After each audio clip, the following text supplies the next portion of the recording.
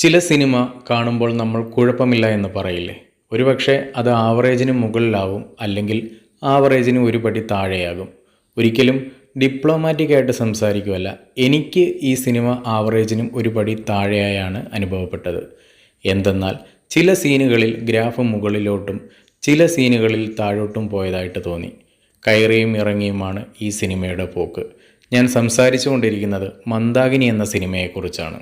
വിനോദ് ലീല സംവിധാനം ചെയ്ത് സ്പെയർ പ്രൊഡക്ഷൻസിൻ്റെ ബാനറിൽ സഞ്ജു ഉണ്ണിത്താൻ നിർമ്മിച്ച് അൽത്താഫ് സലീം, അനാർക്കലി മരിക്കാർ എന്നിവരെ കേന്ദ്ര കഥാപാത്രങ്ങളാക്കി 2024 മെയ് 24 തിയേറ്ററുകളിൽ റിലീസായ കോമഡി ത്രില്ലർ ജോണറിൽ ഇറങ്ങിയ സിനിമയാണ് മന്ദാകിനി.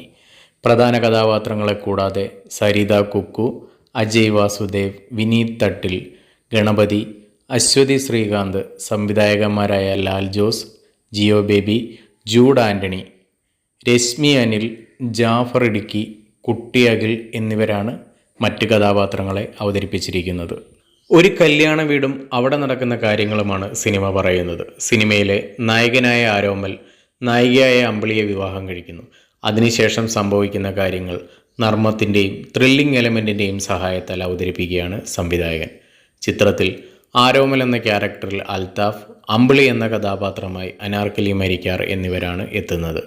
ആരോമലിൻ്റെ അളിയനായി ഉണ്ണി എന്ന കഥാപാത്രമായി വിനീത് തട്ടിൽ, സുജിത് വാസു എന്ന കഥാപാത്രമായി ഗണപതി, അനി എന്ന ക്യാരക്ടറിൽ കുട്ടി അഖിൽ എന്നിവരാണ് മറ്റ് പ്രധാന റോളുകളിൽ എത്തുന്നത്. കല്യാണ വീടും പരിസരവും എന്ന മനോഹരമായ പ്ലോട്ടിനെ ഒരു പരിധിയിൽ കൂടുതൽ വിജയകരമാക്കാൻ സംവിധായകന് സാധിച്ചില്ല എന്നാണ് എനിക്ക് തോന്നിയത്. ഇതിലും മികച്ചൊരു സ്ക്രിപ്റ്റും കുറച്ചുകൂടി റിയലിസ്റ്റിക് ആയിട്ടുള്ള ഡയലോഗുകളും ആയിരുന്നെങ്കിൽ സിനിമ ഇതിലും മികച്ച അനുഭവമായിരുന്നേനെ.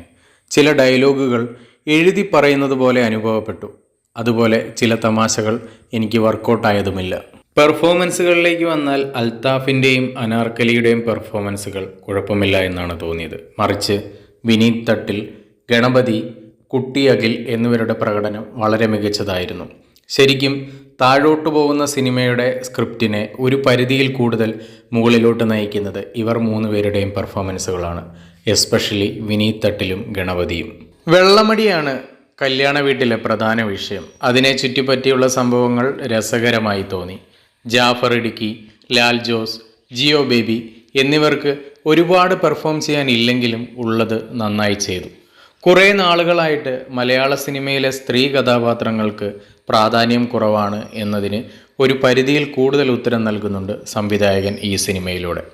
ആരോമലിൻ്റെ അമ്മയായി എത്തുന്ന രാജലക്ഷ്മി, സഹോദരിയായി എത്തുന്ന അജിത, CID സുധ എന്നിവരെ കൂടാതെ ധാരാളം സ്ത്രീ കഥാപാത്രങ്ങളും അവർക്ക് പ്രാധാന്യമുള്ള റോളുകളുമാണ് ഈ സിനിമയിൽ ഒരു കഥാപാത്രത്തിന് 2 പൊട്ടിക്കാൻ നമുക്കും തോന്നും. ഇതിനെ ചുറ്റിപ്പറ്റിയുള്ള കുറച്ച് മാസ് സീനുകളുമുണ്ട്. അതൊക്കെ വളരെ രസകരമായി തോന്നി. ഗണപതി എന്ന നടൻ സുജിത് വാസു എന്ന ക്യാരക്ടറിൽ ജീവിക്കുകയായിരുന്നു. ചില ഗസ്റ്റ് അപ്പിയറൻസുകളും സിനിമയിലുണ്ട്. സിനിമയുടെ ടെക്നിക്കൽ സൈഡിലേക്ക് വന്നാൽ ഷിജു M ഭാസ്കർ, ഷാലു എന്നിവർ ചേർന്നാണ് കഥ എഴുതിയിരിക്കുന്നത്. ഛായാഗ്രഹണം നിർവഹിച്ചിരിക്കുന്നത് ഷിജു M ഭാസ്കർ തന്നെയാണ്. എഡിറ്റിംഗ് നിർവഹിച്ചിരിക്കുന്നത് ഷെറിനാണ്. സംഗീതവും പശ്ചാത്തല സംഗീതവും നിർവഹിച്ചിരിക്കുന്നത് ബിബിൻ അശോകാണ്. ഓഡിയോ റിലീസ് ചെയ്തപ്പോൾ തന്നെ വട്ടയപ്പം സോങ് വളരെയധികം ഹിറ്റായിരുന്നു.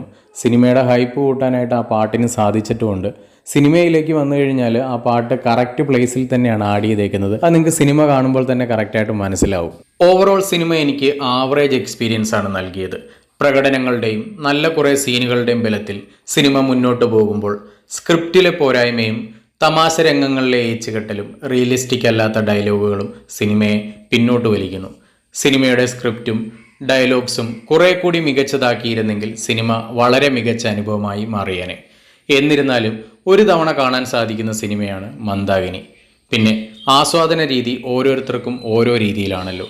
നിങ്ങളുടെ അഭിപ്രായം കമൻറ്റ് ബോക്സിൽ രേഖപ്പെടുത്തുക.